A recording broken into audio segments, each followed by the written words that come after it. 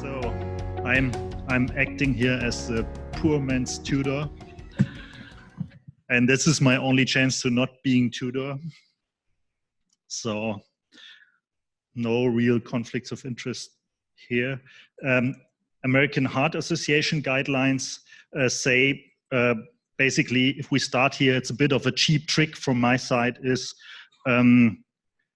that all patients admitted to hospital with suspected acute stroke should receive brain imaging evaluation.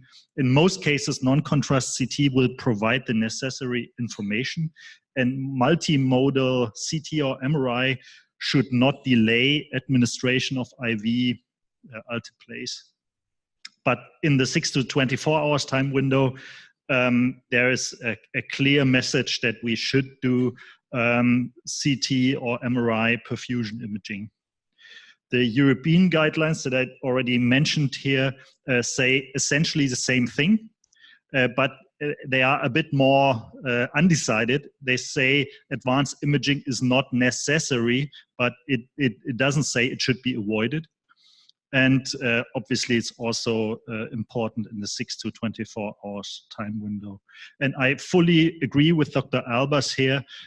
This is an analysis that we did for these guidelines, and it actually shows what you know already, that if you use a collateral imaging patient selection or perfusion imaging selection, the benefit of thrombectomy is higher than if you don't select your patients with these advanced methods. So no doubt about this.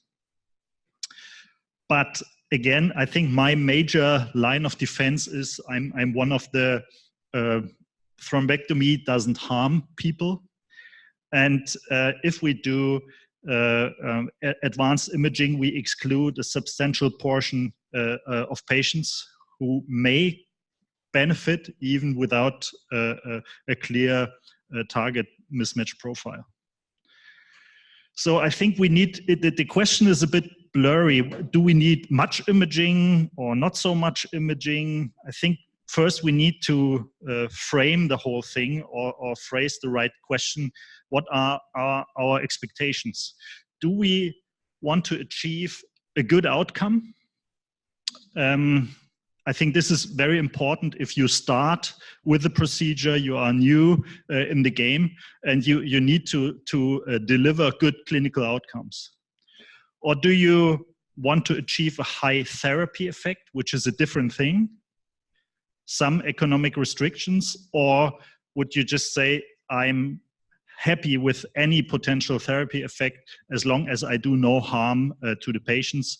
Of course, it requires a low complication rate. It's nothing for new centers, and economic incentives are also important. So you end up either with treating few patients with high effects and good outcome, or just more patients with still a relevant outcome, or treat more or less everybody because there could be a chance that it's useful. And I'm a bit sad that I give my presentation on large infarct core this afternoon, because it would have helped me a lot in my talk here, because I actually think that in large infarcts we have a huge therapy effect, even if it's really big. So again, just to make my point absolutely clear, if we have a super target mismatch pattern like on the left side, if we have a persistent occlusion, we have a full MCA infarction, and we avoid this by recanalization, a super success. Instead of MRS 5, we have MRS 0. In the middle, or let's start with the right side, if we have a complete MCA infarct, I absolutely agree. If everything is dead, there is probably no point to reperfuse. But the question is, where do we have the threshold here? And this sub-radar success brings the patient from MRS 5 to 3, for instance, just for the sake of the argument.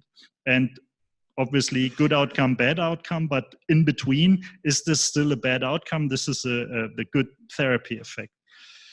So what modifies our expectations, the skills and infrastructure? Let's say if you belong to the lucky few, I think this is the center in Chicago from Demetrius. High-end imaging available all the time, super radiologists, and this is the majority is probably not exactly there. And this is my hospital here in Hamburg, and we have old non-enhanced CT radiologists have a bad mood all the time, are not interested in stroke, and this is, I think that's difficult. And I think this is exactly the place where if we have an automated image analysis system like the OLEA or Rapid, I think that's exactly one of the places where it should be done, because it makes kind of it generates a bar where you can jump over and say, okay, the system says go, and then we go.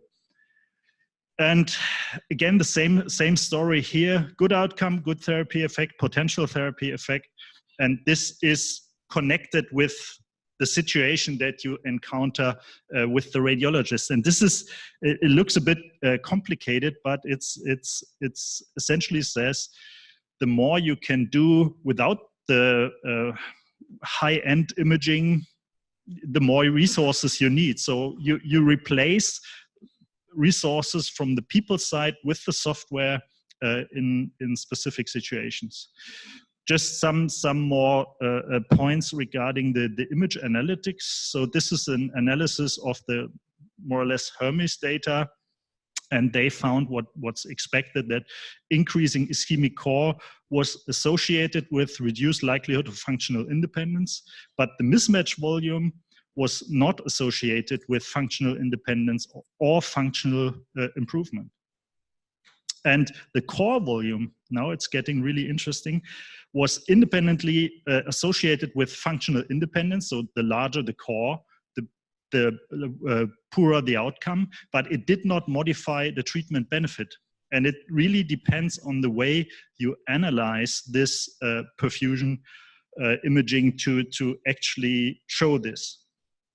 This is a bit complicated, but it's just illustrating how the different outcomes, or the probability of good outcomes and the risk differences are modified by your expectations. If you want to achieve just modified ranking scale 0 to 1, you have a different curve than 0 to 2, dependent on the volume of the ischemic core here. So it's actually very important what you expect and what you want to achieve with your imaging. And I personally don't think that there is a absolute threshold, and it's based on I'm convinced that we actually harm very few Mrs. Joneses here. There. So stroke imaging, 0 to 6 hours and 6 to 24 hours. So we all agree that the proof of occlusion is mandatory. Define your terms. Core is king. We need to know how big the infarct core is. It's very important to differentiate between good outcome and therapy effect, and know your limitations, your local situation. I would call it reading aid. There are also the Brainomics software for the aspect score. But in the end, I'm really very positive and very optimistic that we will have a therapy effect even in very large core patients. And as you already mentioned, Dr. Albers, in your previous presentation, time is brain, but there is no absolute time limit. I think that's super important to re-emphasize all the time. So, vielen Dank.